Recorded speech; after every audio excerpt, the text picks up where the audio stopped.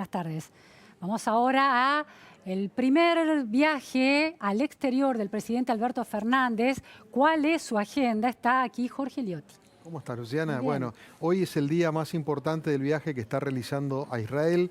El presidente durante la mañana participó junto con otros mandatarios del acto central de homenaje por los 75 años de la liberación del campo de concentración en Auschwitz, un acto vinculado directamente con el Holocausto. Te diría que ese fue el motivo formal de la presencia de Alberto Fernández allí.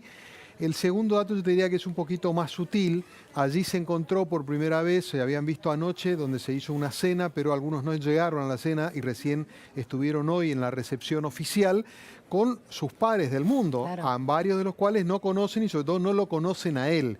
Entonces allí hay una tarea de, te diría, primer vinculación con sus colegas, sobre todo teniendo en cuenta que Alberto Fernández ha definido una estrategia clara en lo que hace su política exterior. Se va a ordenar en función de un objetivo que es la renegociación de la deuda. Claro. Esto conecta este viaje con el que va a ser la semana próxima a Europa, donde va a estar en Italia, en España, Francia y probablemente en Alemania, que yo te diría que ahí más claramente se va a visualizar esta idea de reunir apoyos, sobre todo en lo que tiene que ver con la negociación con el Fondo Monetario Internacional. Los europeos en la negociación de la etapa del macrismo fueron los más reticentes.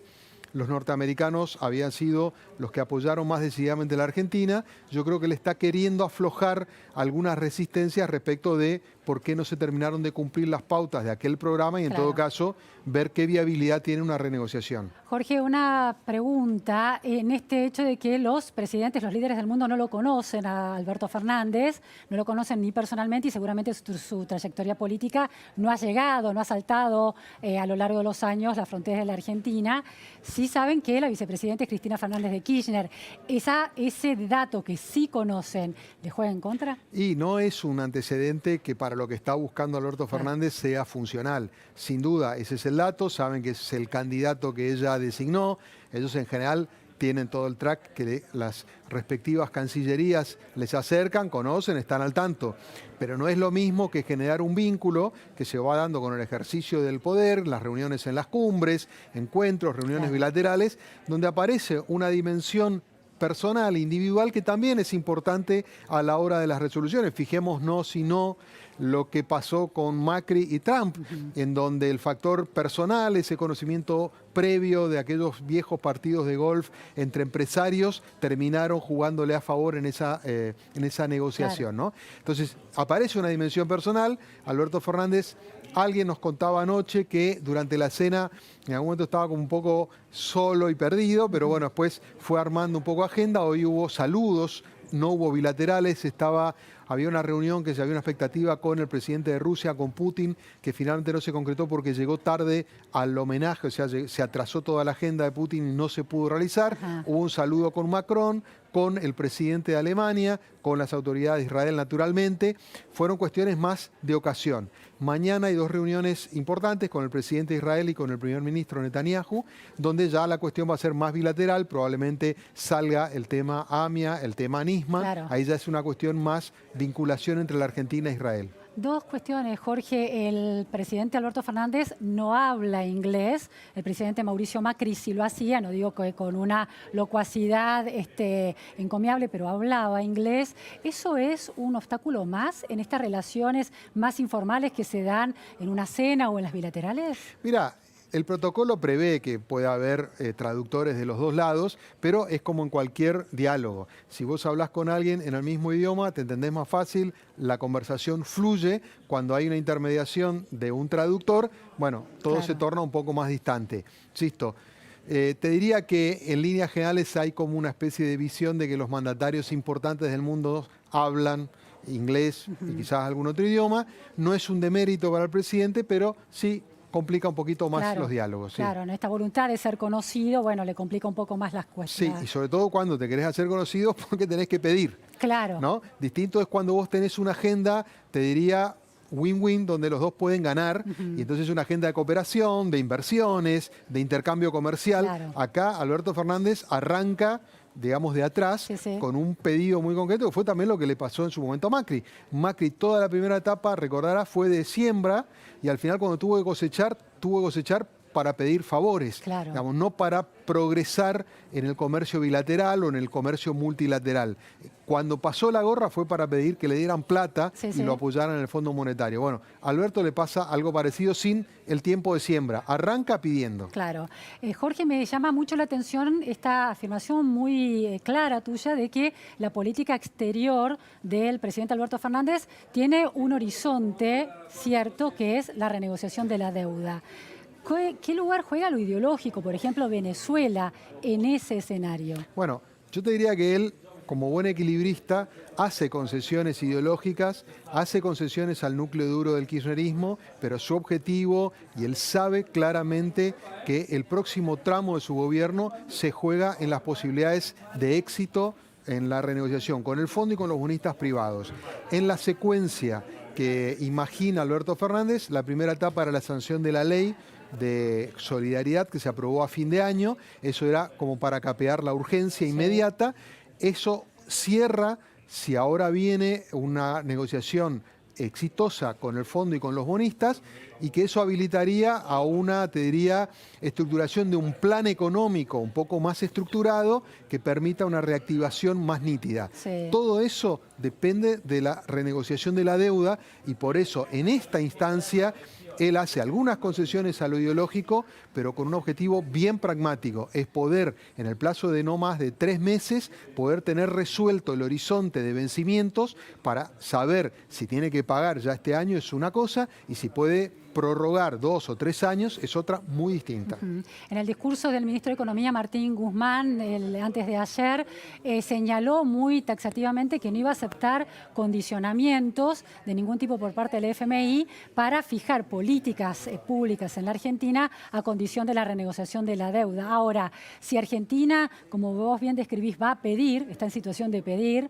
no tiene mucho que ofrecer, ¿qué le van a pedir los países? Por ejemplo, la Unión Europea está en estas visitas que va a estar realizando. Bueno, en realidad ahí lo que va a emerger seguramente son los incumplimientos de los acuerdos que ya están suscritos con el Fondo Monetario. Cuando se habla país a país, está por el fondo.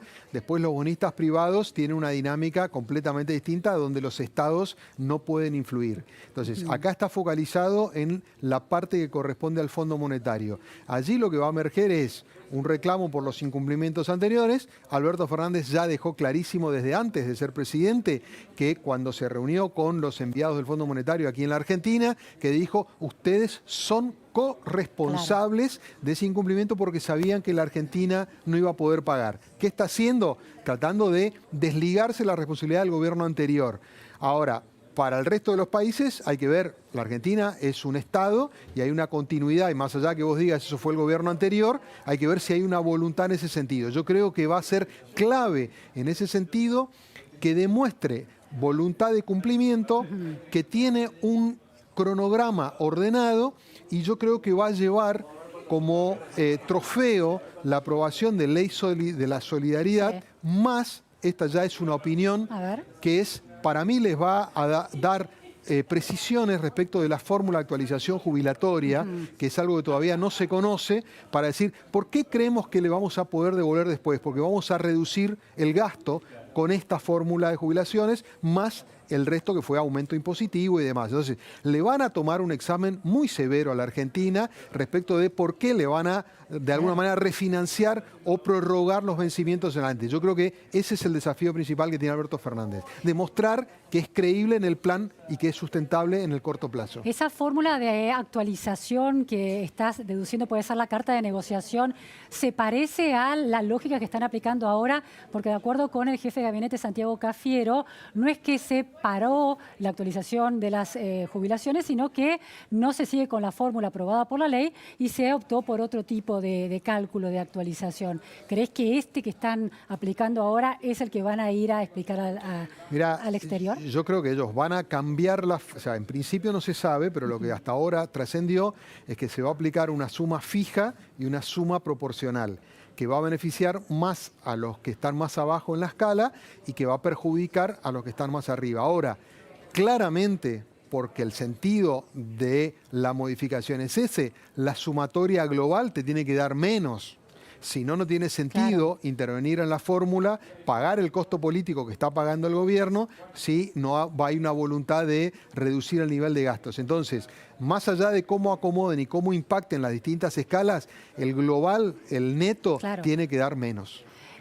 Jorge, el hecho de que haya decidido este viaje a Israel como primera salida del país y no haya tenido en absoluto en cuenta el foro de Davos, ¿es un dato de política exterior? Sí, claramente Davos representa el mundo de las finanzas, el mundo del libre comercio. Es un entorno al que nunca el kirchnerismo fue en su momento.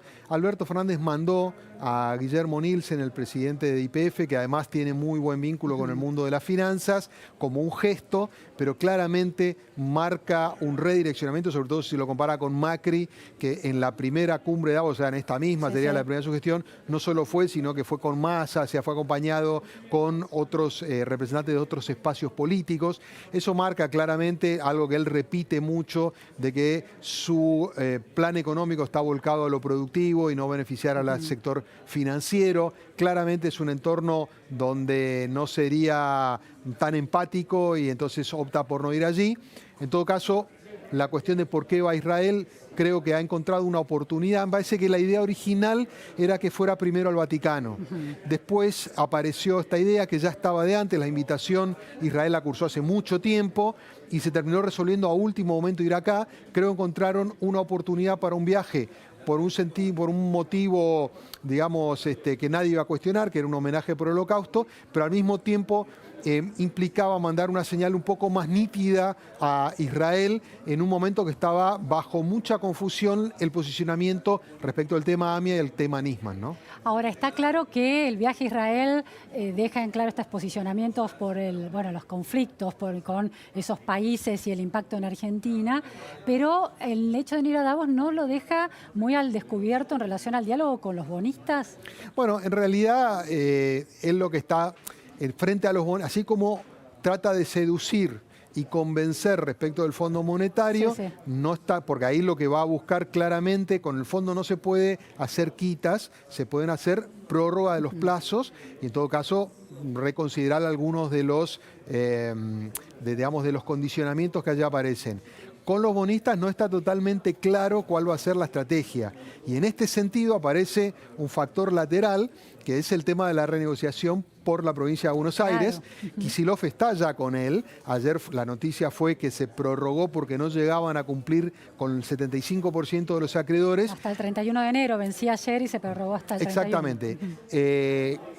Lo que era la fecha del 26 de enero se pasa al 5 de febrero como fecha tope para la cual se puede lograr este consenso. Esa negociación viene muy complicada, está muy difícil la situación y la Nación lo ve como un primer caso testigo y el mercado también. Claro. Porque acá es una negociación de decir, hay tenedores de bonos privados que buscan hacer negocios, que tienen un bono que ya en el mercado no vale lo que dice que vale, y entonces están en una disyuntiva, aceptar una prórroga, supuestamente respetándole el capital y los intereses, o romper ahora, declarar el default y en todo caso ver si se judicializa la situación. La Nación está muy expectante también de eso, porque más allá de que son dos negociaciones paralelas, impregnaría fuertemente la negociación de la Nación. De hecho, estamos viendo en esta semana una reacción de los mercados negativas, tanto en riesgo país como en los bonos del Estado. Jorge, la última cuestión, el ministro Guzmán tuvo que salir a aclarar que no le daría los 250 millones de dólares que implican el vencimiento del capital del 26. ¿Hubo efectivamente una falta de coordinación en términos de estrategia de la deuda entre el Estado Nacional y la provincia de Buenos Aires? ¿Se cortó solo Kicillof? ¿Qué pasó ahí? No parecería eso. Hubo un ruido al principio porque trascendió de gobierno de que la Nación auxiliaría a la provincia en el caso de que hiciera falta. Allí no quedó claro si era auxiliar para estos 250, porque hay otra parte de la deuda la tiene con el ANSES, que el ANSES ya dijo que se la va a reprogramar.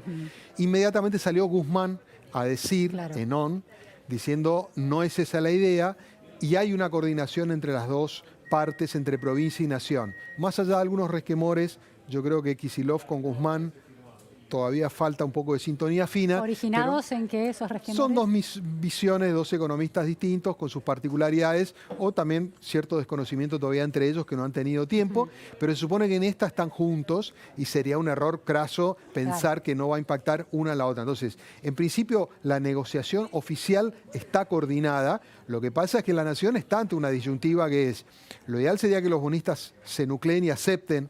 Y si no aceptan, hay dos posibilidades. Una, que la Nación se corra y diga, ese es un problema de provincia, y la provincia caiga en cesación de pagos, con los efectos que eso puede tener después para nivel nacional. Y la otra es que la Nación corra en rescate de provincia de Buenos Aires, y ahí serían dos señales. En primer lugar, para los bonistas diciendo, bueno, al final aparece la plata. La plata está, sí. Y la otra, subsidiaria, que sería el resto de las provincias que tienen vencimiento este año y sobre todo el año que viene, que empiezan a decir, bueno, si le dieron a provincia de Buenos Aires, también rescátennos a nosotros. Entonces, todas estas situaciones son incómodas para la Nación. Lo que más necesita es que puedan arreglar lo de la provincia y eso sea un antecedente favorable para ellos. Bueno, días claves entonces en el frente económico y político. Muy importante, el tema deuda, para mí, allí se juega el corazón de esta primera parte del gobierno de Alberto Fernández. Clarísimo. Muchas gracias, Jorge Liotti. No, por favor, Luciana. Nos vamos a un corte en la repregunta Noticias a Fondo y enseguida volvemos.